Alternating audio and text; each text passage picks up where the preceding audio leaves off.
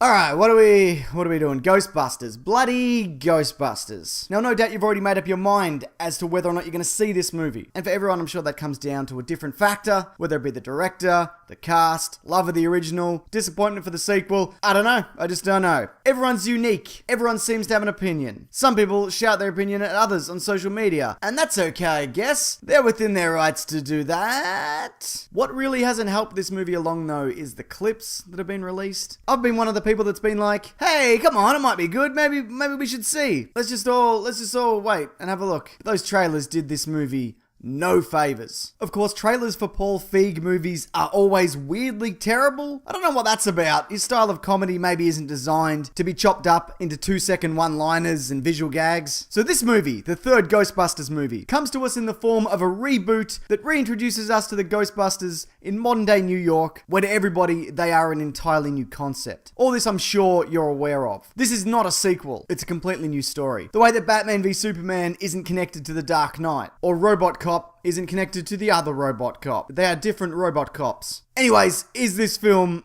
total crap? Well, I wish I had more of a passionate response either way, but at the end of the day, I can't really muster up enough love or hate that a lot of people seem to be giving this movie. On the whole, I liked the new cast. There's a strong dynamic, and it seems like they had a good time working together. There are also some genuinely funny interactions. The best moments usually come from Kate McKinnon's Holtzman, though I never really got the sense that they're real in the way that the original team felt that way. You know, just all grimy and smoking and swearing. They're more like exaggerated versions of actual people. You know, kind of a cartoonish quality to them, which is no doubt intentional, so I can't really fault that. Chris Hemsworth, also great. He's got a couple of standout moments. I especially enjoyed his interview for the Ghostbusters receptionist. And although the special effects are a little too much at times, the actual practical stuff, the weapons and traps and such, are really something. They've clearly looked at what the first two movies did and thought, hey, how can we up that? And from that, we get some really interesting ghost-busting toys. On the topic of special effects though, this goes all out and not always in a good way. There's parts of this movie that's just a neon nightmare. And I never really thought the new ghost designs were all that interesting or even terrifying. And look, I know the idea for this movie was to start fresh, but I think it would have been more interesting to build off the existing lore from 30 or so years ago than leave all that stuff alone aside from the occasional wink or nod. As far as what else I didn't enjoy, I don't know, it just kind of goes along and I'm thinking, yep, this is a movie.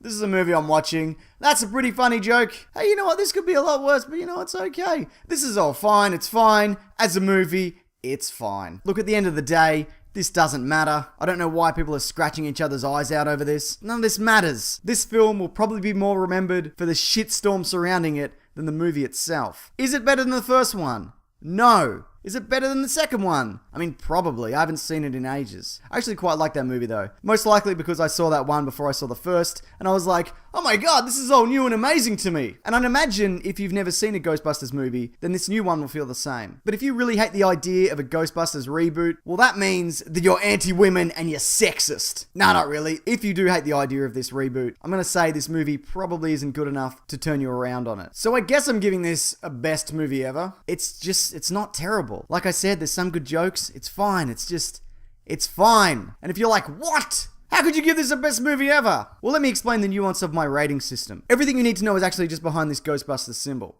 Let me just, hang on. I just gotta work out how to move it.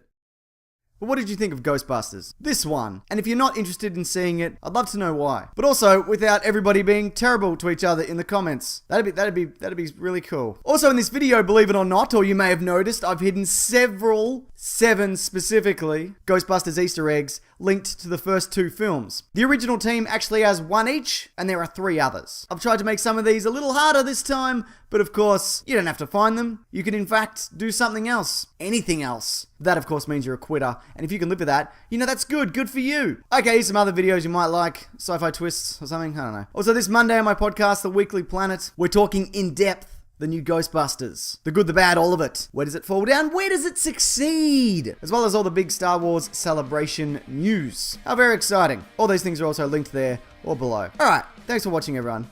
Take care.